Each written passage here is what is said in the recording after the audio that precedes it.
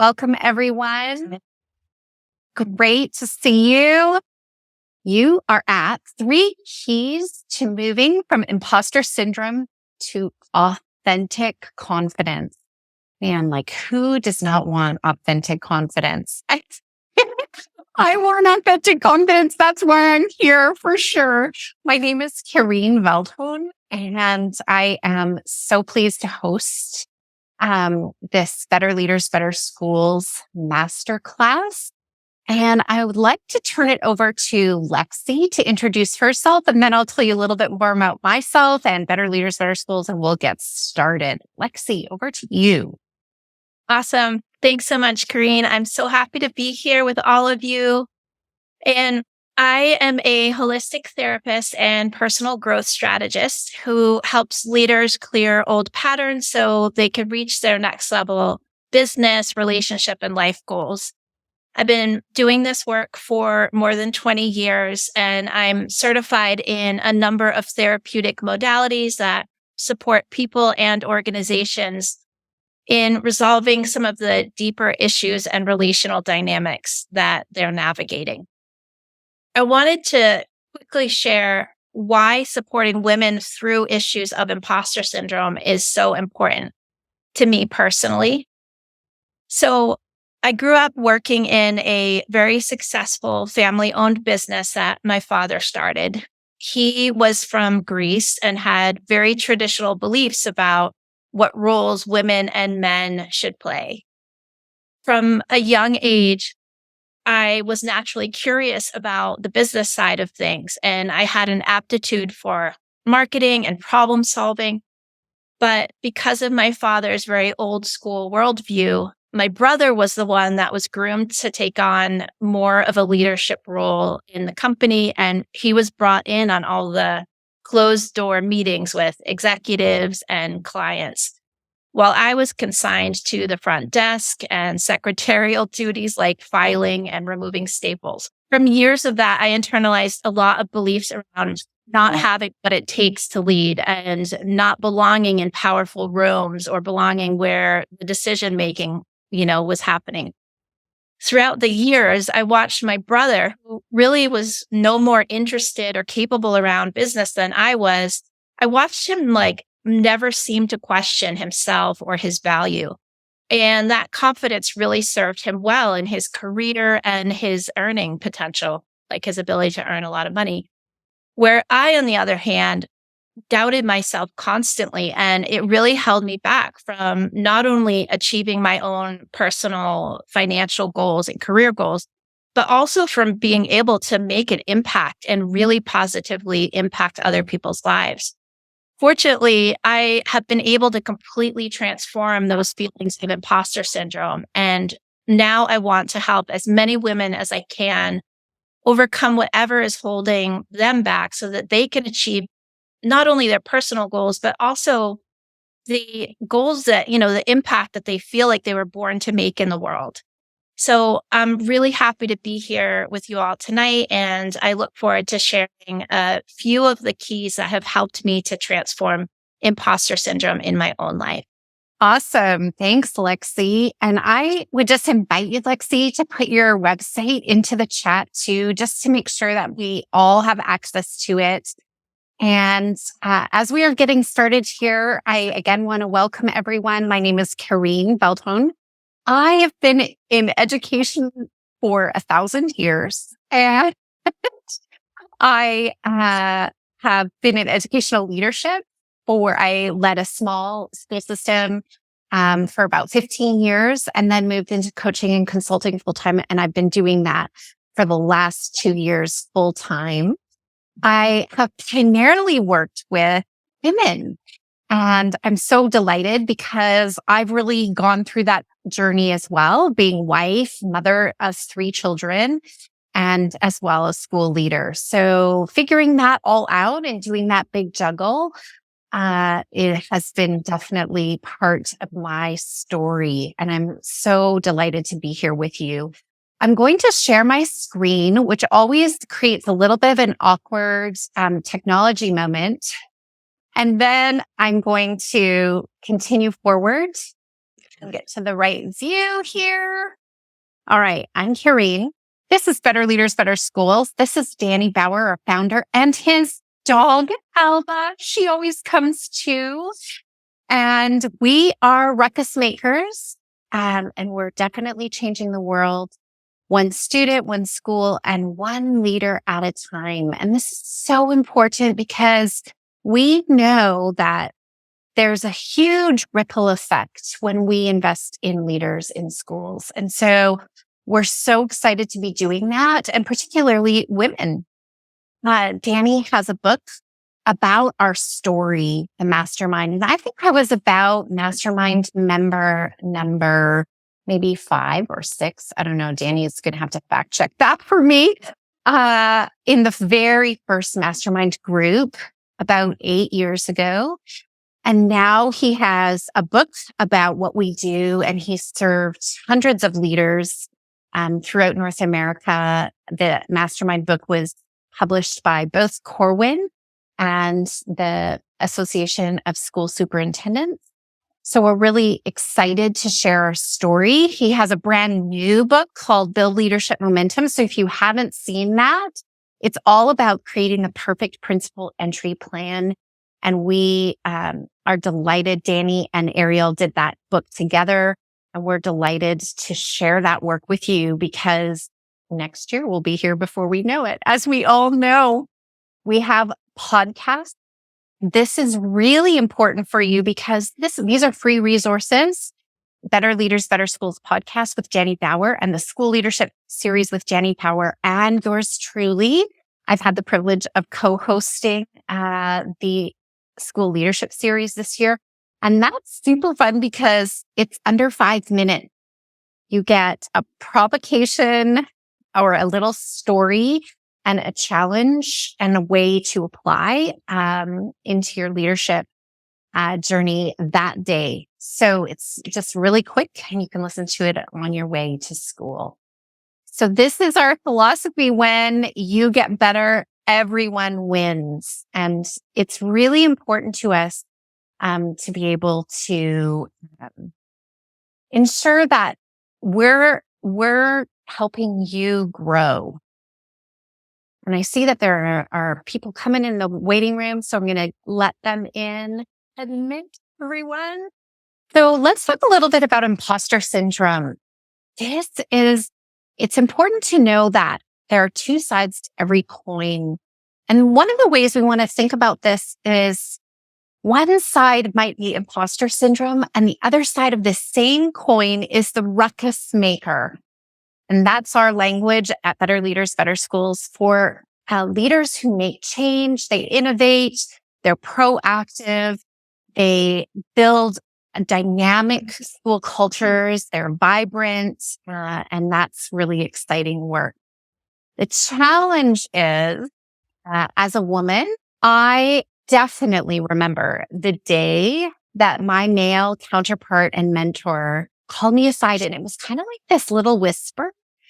And he said, Kareen, have you ever heard about the tall poppy? I don't know how many of you have heard about the tall poppy. I didn't even know what it meant. And he described how the tall poppy stands above everyone else, and how when the tall poppy stood above others, that others would try to cut me down. And so I learned that both what I was doing, for whatever reason, he was challenging me on, he was drawing for my attention.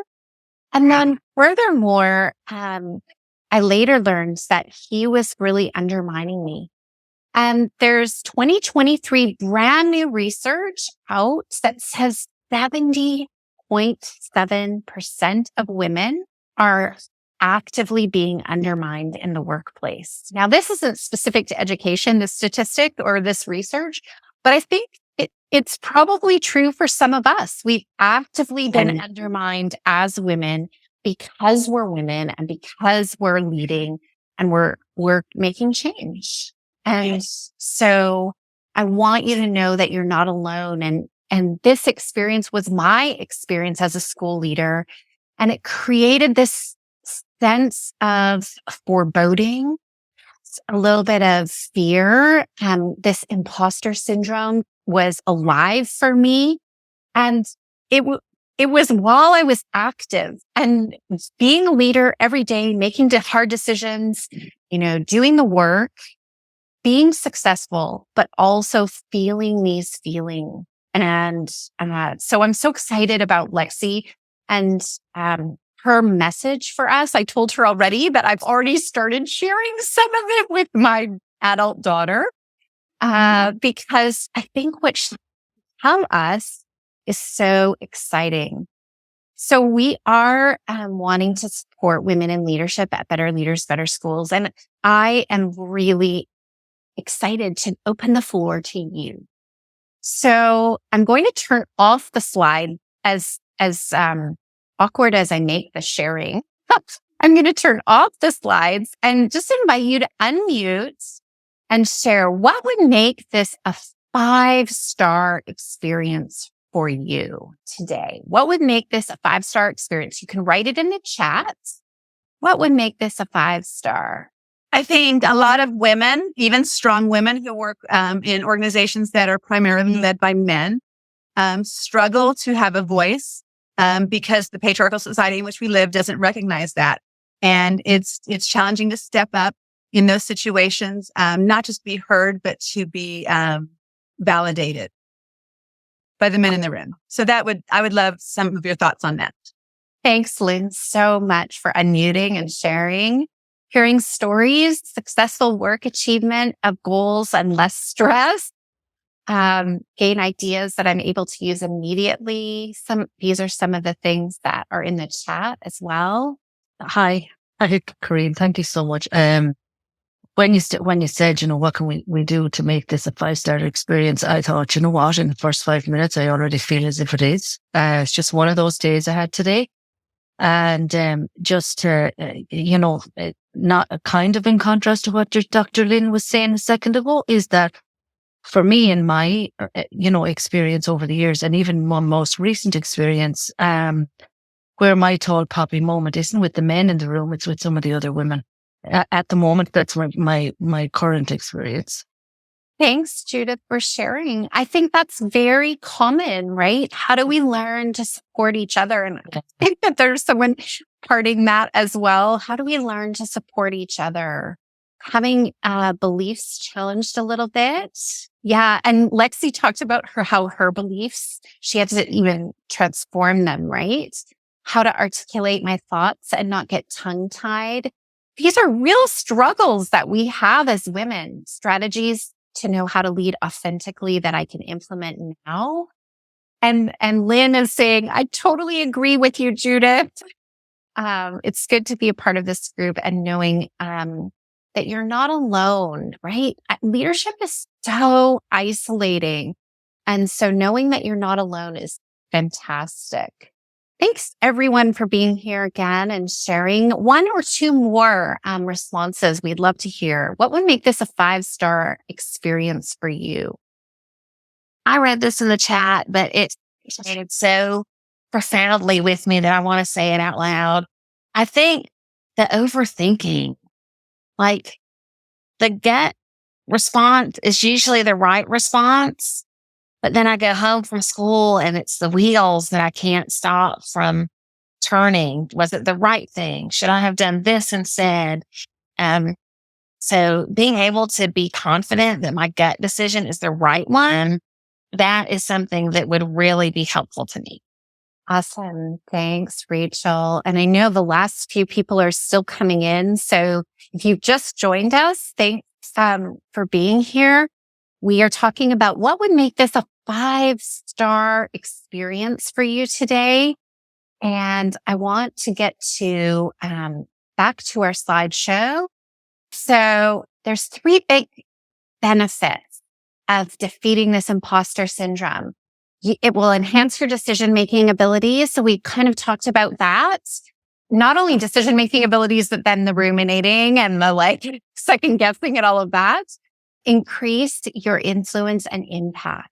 This is really important to me. I feel like women need to rise. If 26% of superintendents are women in a sector where 74%, pardon me, of teachers are women, why don't we have equity in the highest seats of decision making? And I feel like right now in like post-pandemic recovery, with all of the things that society is facing, women need to rise. So this is really important to me.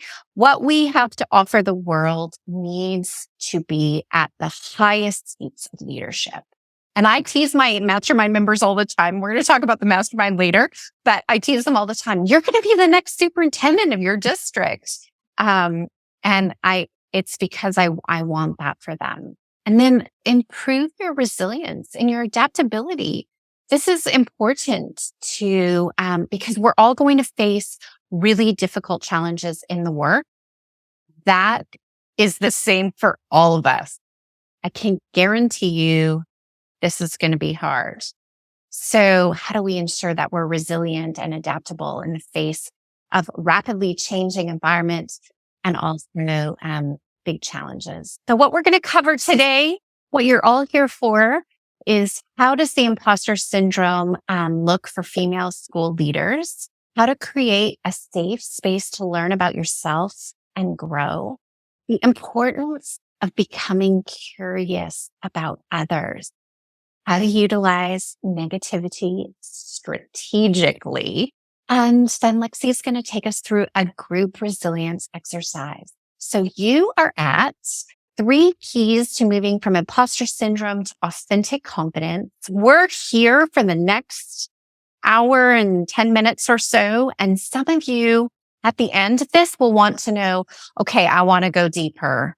And I definitely will be able to share my journey and how you can get involved in a simple invitation to you at the end. So Lexi, I'd love to turn it over to you, and we are going to get started on 3 keys. Take it away. Wonderful. Thanks so much, Corrine. And thanks everyone for sharing, what you shared about what you're hoping or what would make it a 5-star experience to get out of today.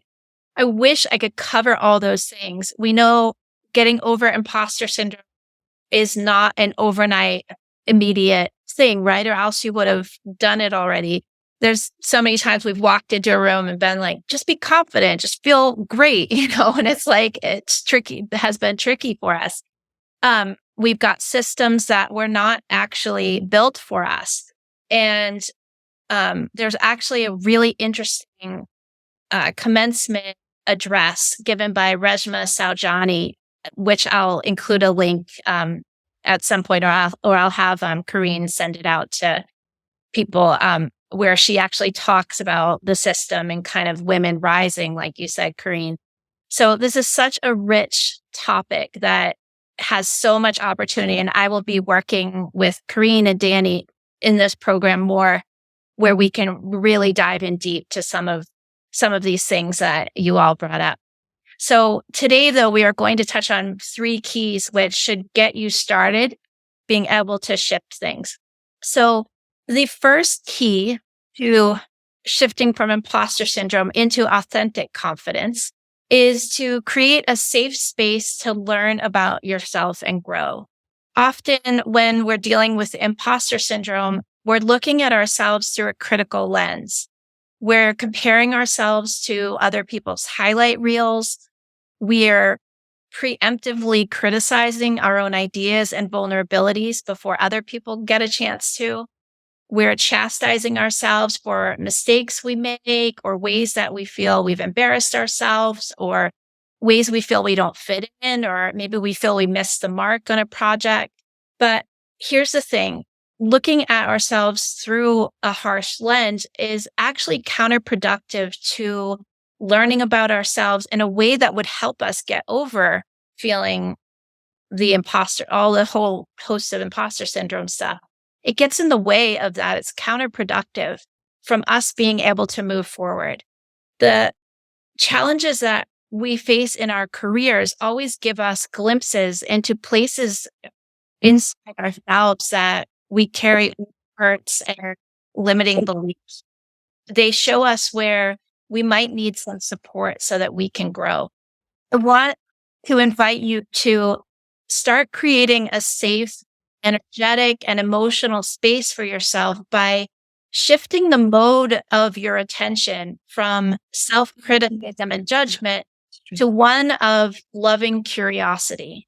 So start observing yourself in the daily course of your working life and notice like what happens inside you. What's actually happening for you when you go to present a new curriculum? What beliefs come up for you when you're trying to ask for a more flexible schedule or ask for more compensation or ask for less responsibility, maybe to get some support so you can delegate things. Notice the beliefs that actually come up inside you when you go to ask for those things. Notice what roles you're always falling into that feel very draining for you. There will be things about daily life, you in your leadership position, that are going to feel uncomfortable. They're going to feel not good, and they're going to feel familiar. And that's where you want to start becoming aware of patterns that are showing up for you in your life. And you need to create a safe space for you to be able to be lovingly curious enough to see those patterns. So be lovingly curious about what the human experience of you is like when you go through your work and your career. Let yourself uncover where and how imposter syndrome is showing up for you on a day-to-day basis and become interested in what might be driving them. Like I said, old hurts, old beliefs, those kinds of things. As you uncover some of those, let yourself get therapeutic support to work through what you notice is coming up. There are so many amazing tools and resources these days. There are different kinds of therapies beyond just talk therapy. I know talk therapy is great and it has a really important place, but some of us feel like we're just talked out. We've talked about things over and over, and there are therapeutic modalities that can really help you let go of distress, generational patterns, childhood trauma, like working somatically, and so much more. So let yourself, reach out to friends, Google, search online, ask in communities like Better Leaders, Better Schools, and find some more resources that can really help you get to the bottom of the things that you see coming up for you. As you start to be able to work through some of these things, you'll naturally become more comfortable and confident just being your authentic self and leaning into your innate and instinctive gifts that you have as a leader. So that's what I have to share about creating a safe space. It is so important, and moving through imposter syndrome is an opportunity for us to grow. Like we see it as a burden to carry, which is, it's not fun, but everything that comes up, the specific things that emerge in our life to move through, they're actually going to help us grow as people. And it's such a rich and rewarding process to evolve and transform in this kind of a way. Thanks so much, Lexi. And I know we didn't plan this, but I would love to know if any of you have found a safe space to learn about yourself and grow, a modality, a ritual. I would love for you to put that in the chat just to brainstorm ideas and bring those forward. I know one thing for me, a place that I am so able to be lovingly curious is in my journaling ritual. And I have journaled my whole life, but Julia Cameron taught me about morning pages. And that is a place for me to be lovingly curious about my own journey. So thank you, Lexi, for that first key. And I know now that we've covered, okay, this imposter syndrome can look like all of these struggles. for female school leaders. And some of you were talking about the patriarchy in the chat. And I love that because that is a word that I just also use and feel is still part of our educational leadership experience. And then Lexi has given us this first tool, which is how to create a safe space to learn about yourself and grow. Lexi, key number 2. Okay. Key number 2 is become curious about others. So there's a saying that the one who asks the questions has the power. And it's so true. If you've ever watched Barbara Walters' interview, you know how true that is, right? And you can use this as a really practical strategy to shift yourself pretty quickly out of feeling insecure or putting other people on pedestals and giving them too much power over your life. Rather than focusing on the ways that other people are so much more impressive or seemingly capable or likable or whatever than you, and rather than worrying about your own perceived deficiencies, you can quickly change the power dynamic by becoming genuinely curious about the people around you. Try asking your colleagues and bosses sincere, good-natured questions about their work, about how they feel and think about things, and only if appropriate about their personal lives. As you do this, you'll begin to see people differently. It shifts the dynamic that you feel, the relational dynamic that you have with other people. You start to see them more in their humanity. You start to kind of naturally drop your worry about the ways that you might not measure up. It is demystifying to the situation as you tap into your genuine interest about other people, about the way things are working, about what's happening. It just totally takes your attention off of that kind of fretting, over preparing, looping around in negativity type of behavior, and it opens you up to the world. So it also helps you create genuine connections with other people and can really help put you at ease. So this is a really simple, practical, easy shift to implement, and it can come in handy whenever you're in powerful circles or are feeling out of your element. Being genuinely curious about the world around you can really quickly help you take your power back and regain an easy, natural sense of confidence. So that's what I have to say about that. Thanks so much, Lexi, about that. One of the myths I think that I've experienced in my own leadership is eventually I'll have it all together and I'll know exactly how to do all of these things.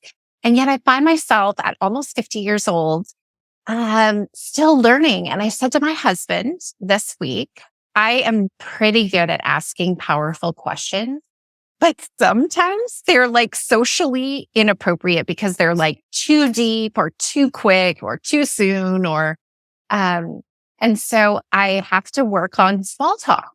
And I literally just set a goal for being curious about others in socially appropriate ways, and really refining my skills around that.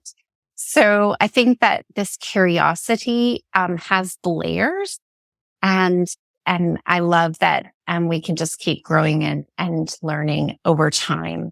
So we've covered key number 2, which is the importance of becoming curious about others. And I love that you guys are commenting in the chat. Please keep doing that because your ideas will activate ideas for others as well. Lexi, what's key number 3? Okay, so key number 3 is really, really fun and exciting because it is so impactful. So key number 3 is using negativity strategically. So we all know that we need to find a way to act despite some of the fears and difficulties that we have as leaders, when we have imposter syndrome coming up. And it is through acting that we start to build anyone who's here has had to act through fear an imposter syndrome, right? You've all achieved a certain level of leadership. So this is you're no stranger to this. But so many of us, when we're dealing with imposter syndrome, we're getting swept up in a negative wave and we feel like there's not a lot of control about it. But we can actually take negativity and use it to fuel the actions that we're taking and use that to take action in the direction that we want to go. So who here has heard of Andrew Huberman? Has anyone heard of him? He's a neuroscientist and professor at Stanford School of Medicine. Has anyone heard of him? No. Okay. Well, he's awesome and definitely worth giving a follow on Instagram if you're there. So he's a neuroscientist and professor at Stanford School of Medicine. And he shared that according to research, that setting goals and positively visualizing a desired endpoint, which means thinking about how good you're going to feel and how great everything will be when you attain your goals, is actually far less effective and even potentially counterproductive than thinking about what will happen if you don't reach your goals. So, for example, if you are thinking about how good you're going to feel, how when you walk into that room and feel really confident, or how you don't care what other people are thinking about you, how good you're going to feel, it's probably, it may not work. There are times where that can certainly build you up. But what's actually more potent, according to the research, is if you think about, okay, what's going to happen if I go in there and I don't give the presentation, if I shy away from it, if I play small, if I don't ask questions that I need answers to, etc. And when you think about those kinds of things, you actually get a burst of energy and realize you have to go in and do this thing. And it actually fuels your action. So it turns out that foreshadowing failure is the best way to motivate towards goal pursuit. And what Andrew Huberman found in the research is that it actually nearly doubles the likelihood that people will reach goals of any kind when they're constantly thinking about, or when they think about how bad it's going to be if they fail at this thing. So rather than letting negativity like your fears or comparing yourself to others, etc., hold you back, I want you to start using that negativity proactively to drive you forward despite the fears. You can use negativity to help you to take action and ensure that you're making progress and building your experience and confidence in achieving what you want. And this real world experience of knowing that you can make things happen on demand, you're not going to give into your fears. You're still going to move forward and actually take important, powerful action. This will also help give you the faith in yourself and enable you to value yourself more and more. Really build your trust with yourself. So we're going to do some writing exercises. Are going to help you really understand how this works, give you a taste of how this works for yourself and how negativity can act as a powerful driver, even when you've been doubting yourself.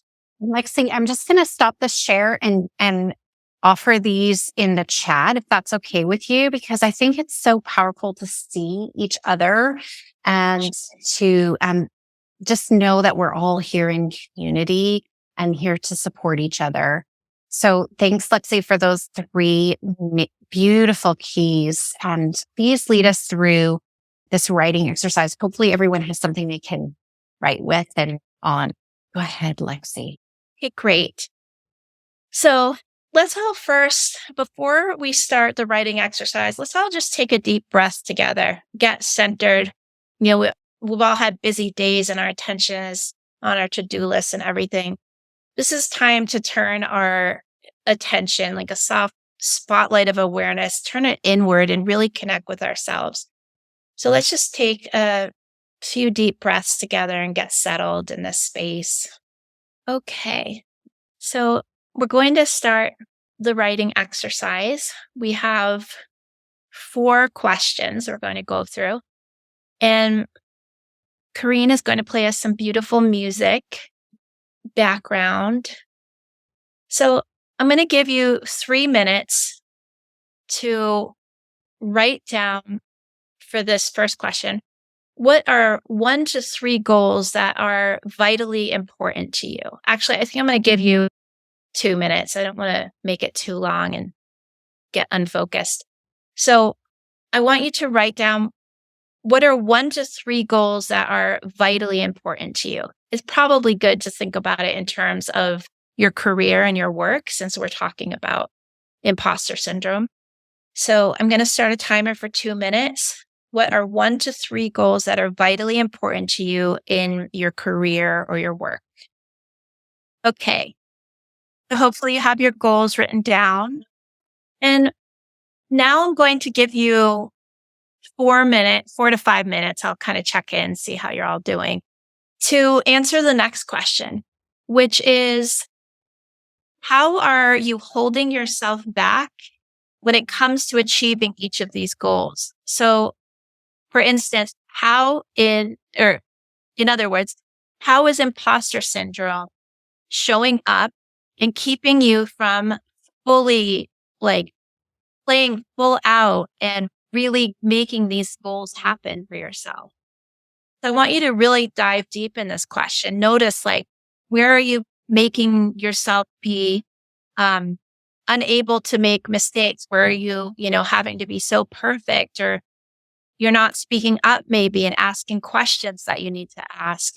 Really let yourself go deep and get some insight on where you are holding yourself back from achieving these goals, how imposter syndrome is showing up for you. That's time. And while people are finishing up, I want to invite you to share.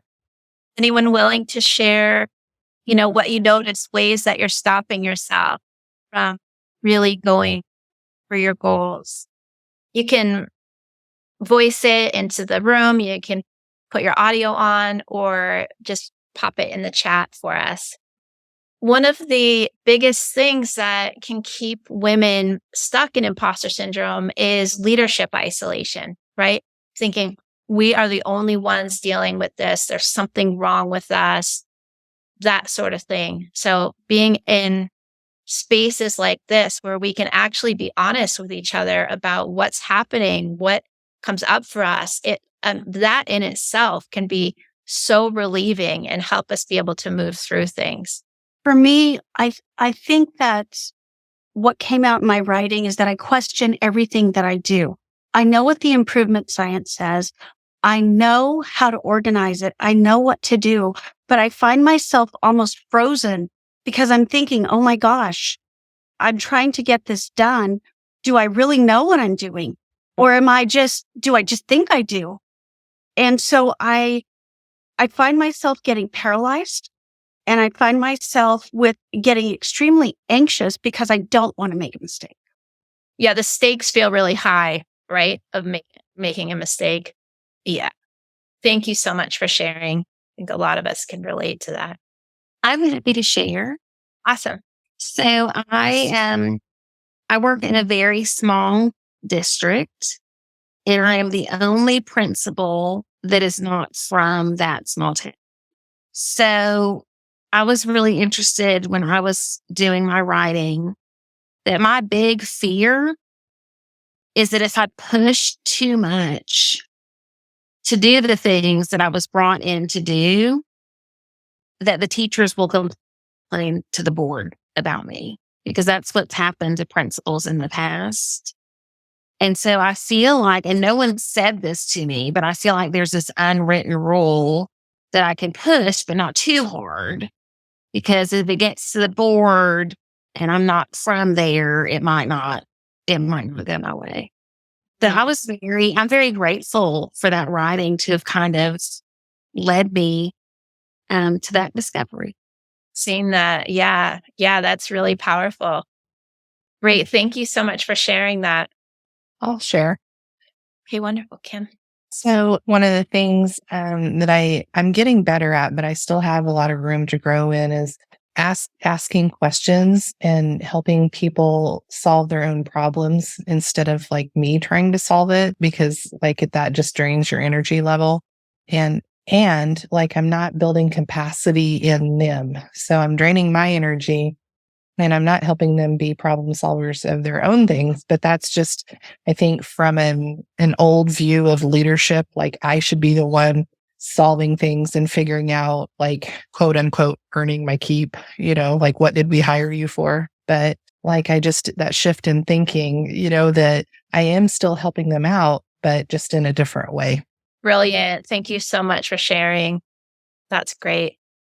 I can share also.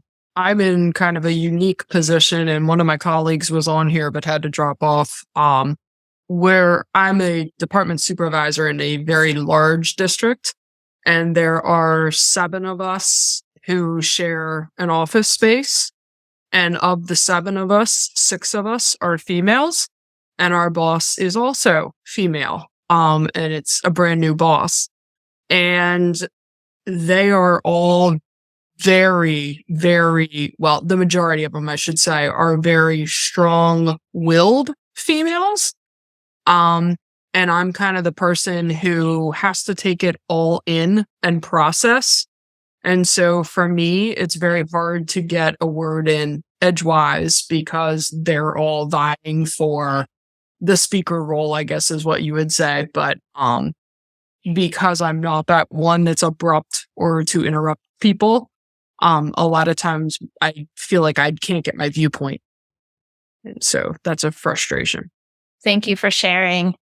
I bet you're someone that really has really good perspective that would be very valuable to the conversation too. Okay, so Stephanie said she's concerned with rejection of her ideas as an AP to the point she feels excluded in processes and decisions. I think we can all relate to that as well. And then Heather shared that it really resonated with her. I think it was what Kim had shared. She said, one of my goals is to listen more. And I think what holds me back is feeling worried that people will think I'm not competent. So thank you all for sharing. I feel like it would be really rich to have more time with each other, and be able to work through some of this stuff together. Okay, so let's continue on with our questions. For the next one, I'm going to give you 4 minutes.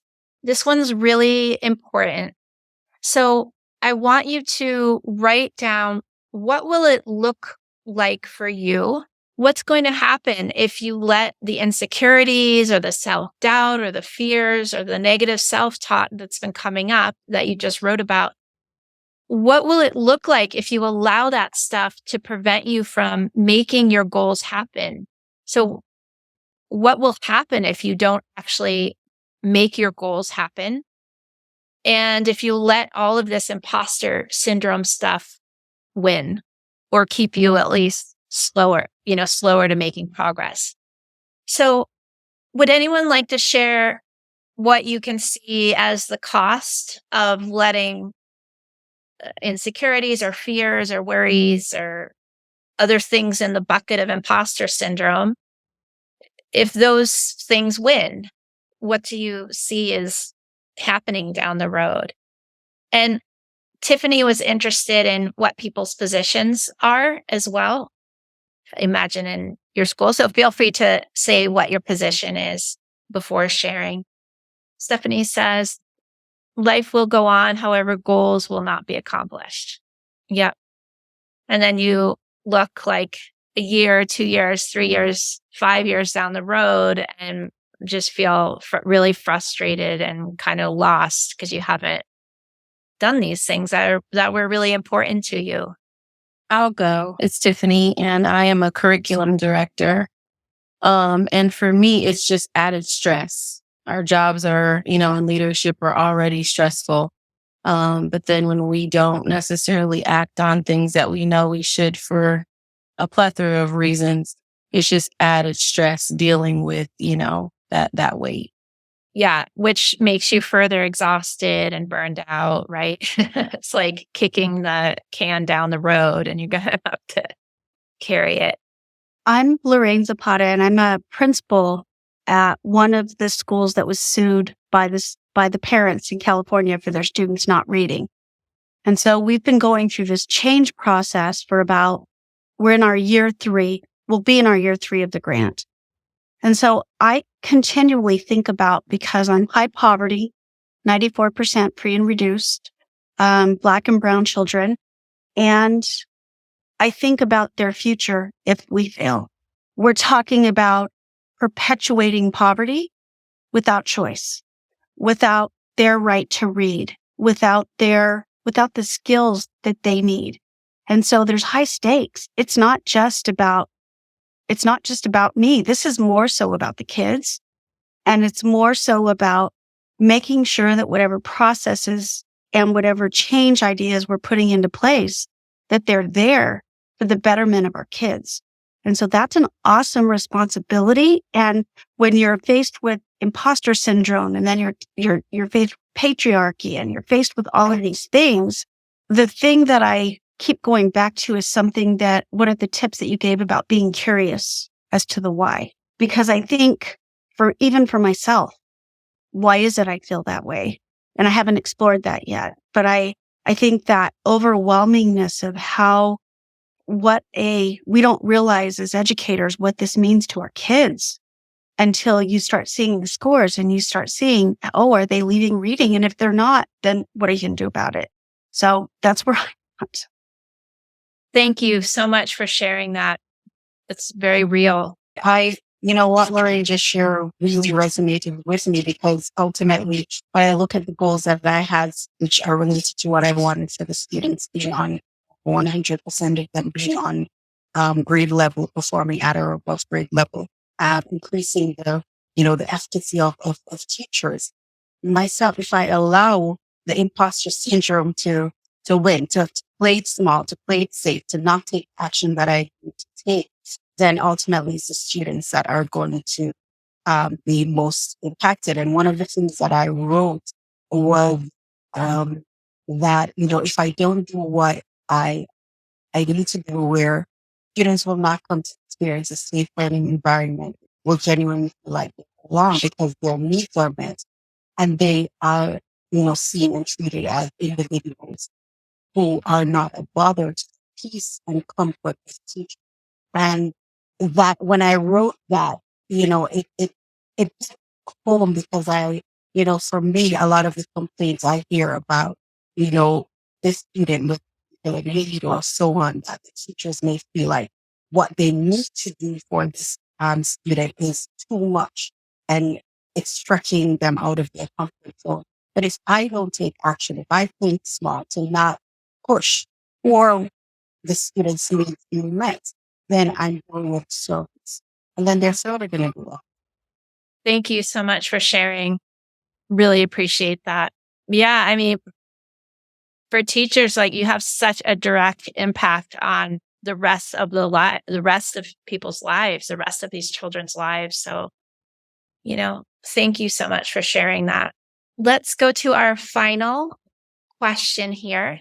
So I'm going to give you 3 minutes, and I would like you to write down one action step that you can take today, or we'll say tomorrow, since it's the night, or let's say this week. What is one action step that you can take immediately to move the needle forward on each of those goals? Remember, in the beginning, you wrote 1 to 3 goals that are vitally important to you.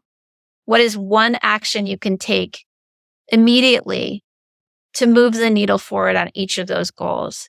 So I want you to write down a clear action step and then schedule it in your calendar or put it at the top of your to-do list and start it. Do whatever you need to do to make sure that is going to happen in the next 24 or 48 hours.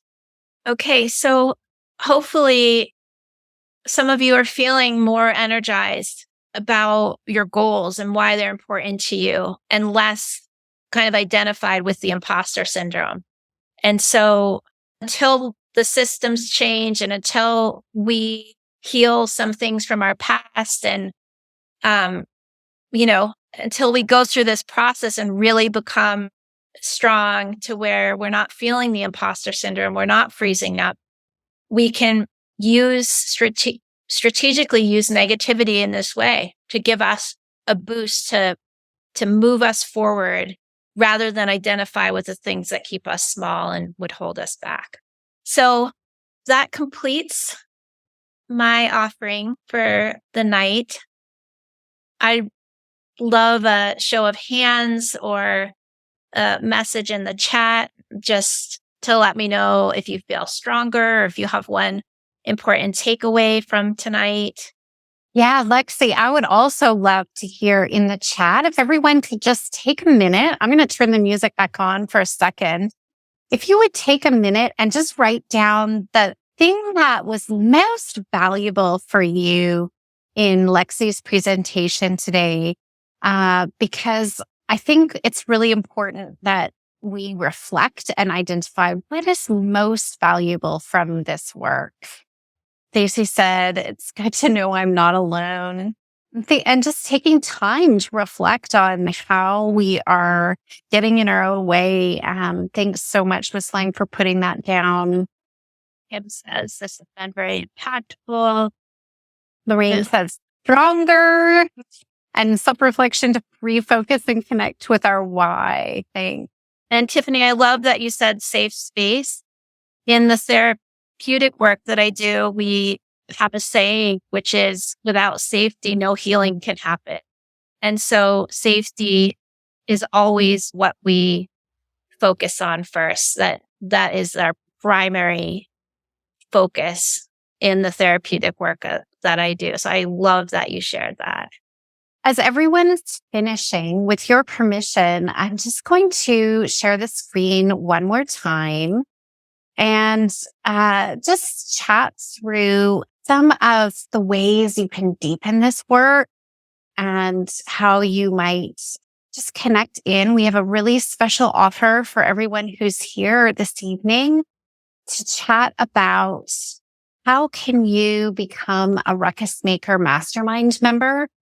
And many of you might not know about this. Some of you are joining me every week. So I love that you're here and you're in the mastermind. And I'd love to hear more from you. The mastermind is this very special community for school leaders. And we have 3 groups that are exclusively for women. And that's really special because it creates this extra layer of safety. And I find that there's just a really high level of emotional support in our groups that are exclusively for women. And I've been involved in co-ed and I coach co-ed groups, but I also have groups for women exclusively. And we're really looking at how can we move from reactive to proactive. And so many of these pieces around lackluster school to top employer, wiped out, energetic, like quote unquote, that will never work, to innovative, curious, and open-minded cultures. Moving from lost when there's ambiguity to clarity. Moving from imposter syndrome, which we've talked with Lexi about tonight, to confidence, and so much more. So if any of those land for you, I'd love to hear about that in the chat as well. And it's really important to us that you know that the mastermind 1 hour a week in a small group peer coaching session is something that is for you. And the reason I say that is because Stacey is an award-winning principal and she didn't feel like the mastermind would be for her because she lacked the confidence to join us. She wasn't sure what she could contribute, even though she had won award like state principal of the year. She just felt that maybe, and these are my words, not hers, that sense of imposter syndrome. And now she's a mastermind member and she contributes regularly. And it's so beautiful to know that her entire psyche and being has been transformed through this journey. I have one more story. Today, one of my members texted me, and she's an assistant principal. She's had a really incredibly challenging year. And she said, I had my interview yesterday for principal role and I quote unquote slayed it. The whole district team was made up of men. Ugh.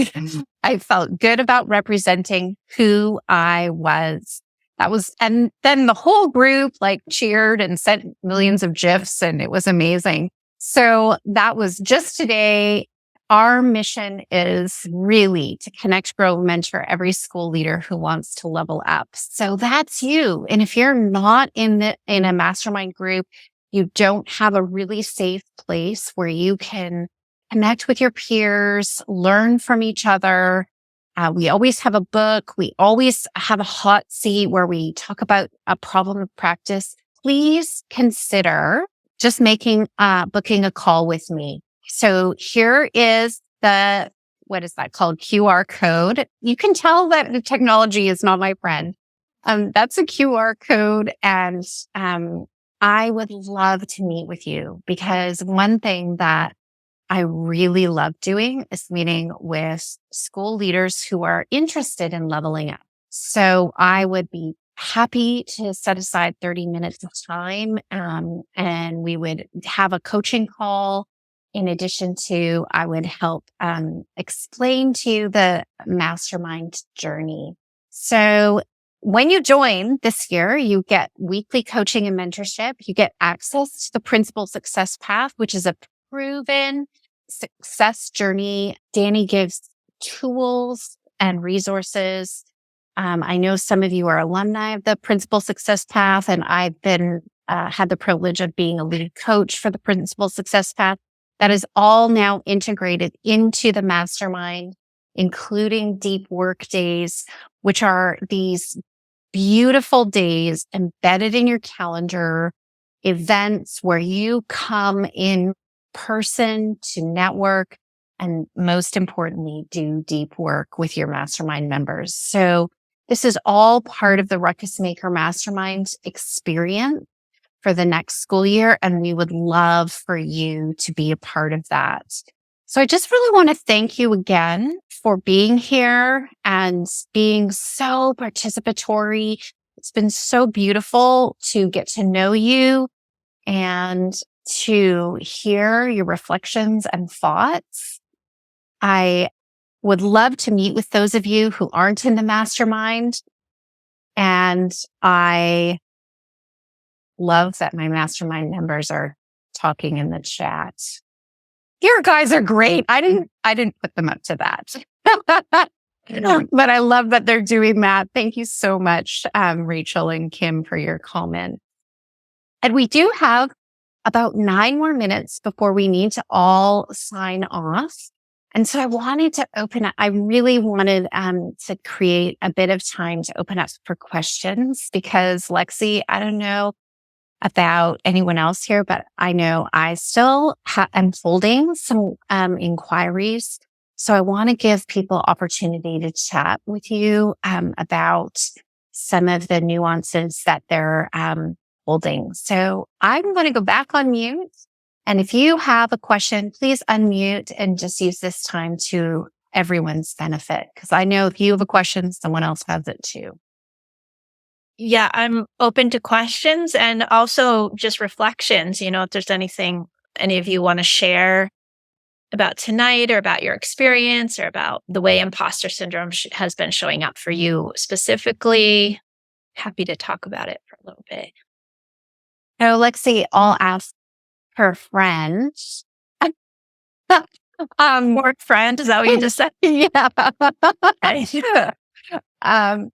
I'm curious about the Huberman research around channeling and using that negativity. One of the words that came up in my friend's journal was the word vicious. And I'm curious about when does negativity get to a place where it is actually counterproductive and isn't fueling us? And how can we maybe shift that? Great question. So you always want to stay connected to yourself and make yourself the authority in the way that you feel be the authority, right? So if you start feeling bad, if you notice that you actually don't move forward, that you become more tense, more like paralyzed, more worried, then that's not what you want to be doing. It's not helpful, not going to get you to your goals. So when you stay really connected to yourself, really honor how you're actually feeling, like, is this giving you energy? Is this making you be able to see things more clearly and kind of part the fog, go through the fog of worries and all of that imposter syndrome junk? If it's doing that, then great, keep doing it, and only do it enough that it gives you energy, that it's making you stronger, helping you to forge ahead. And so I always recommend that people are listening to their own inner authority. Basically, what feels like kind and nourishing and helpful and motivating for you is probably the best thing for you to be doing. Awesome. Thanks, Lexi. Who else has a question? We have time for one or two more. I'm happy to answer questions. But I also want to invite the women here to watch this video of Reshma Saujani. I mentioned her in the beginning, giving a commencement speech at Smith College. You can find her on Instagram. You can probably find the video on YouTube as well. But it's really fascinating where she talks about her views on imposter syndrome and her views on the system that we're all kind of dealing with, that the patriarchy and everything. And it's a really liberating, I feel like a really liberating, important conversation that she's starting specifically on imposter syndrome and women. So I highly recommend checking that out. Yeah. Awesome. That's a I have a great question. Oh, yeah. Go I have ahead. a question.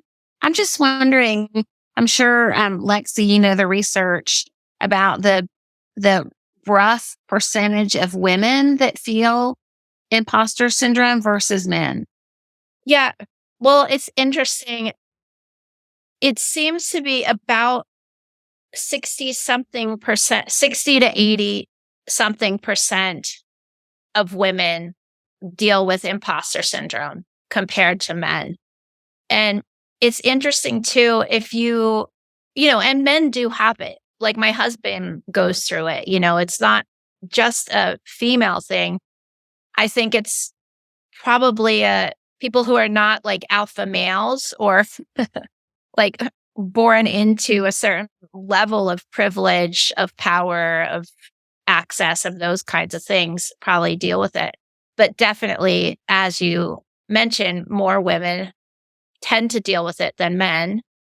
And if you talk to almost any hiring manager, especially a female hiring manager, they will tell you that when they have the requirements for a job posting, the men will come in meeting none of the requirements, thinking that they are totally ready for the job. And women will not apply for the job if they are missing like only 2 of the requirements. Lorraine's shaking her head. Yeah. So it shows up like even before we get the job, the imposter syndrome is showing up. And I think too, the perfectionism, like you talked about that too, Lexi. And I think that perfectionism versus that lovingly curious and taking a different kind of stance for our own journey. I think that we're really hard, maybe even vicious with ourselves at times. And so that contributes to that imposter syndrome. Kareen, I was just thinking about myself when I'm getting ready. I'm presenting at a CIS conference with all of these superintendents. I'm presenting at Carnegie, and I'm thinking, what the heck am I doing here? How did I get here?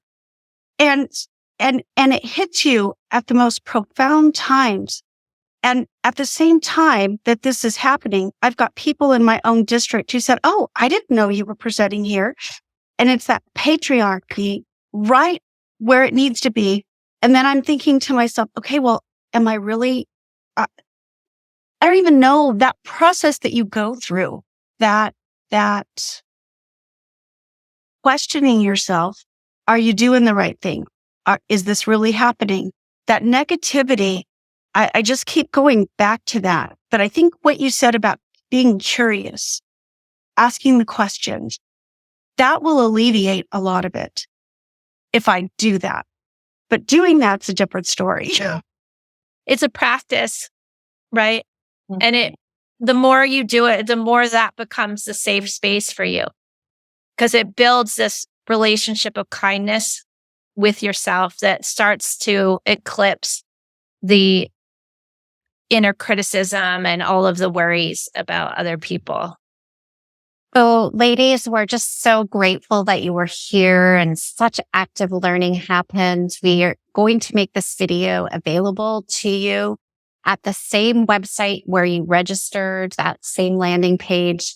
And so we all wish you all a wonderful evening, a great sleep that's refreshing and sets you up for success for the rest of the week. And don't forget, I think you're all going to be the next superintendents of your districts. Bye, everyone. Bye. Thank you. Take care.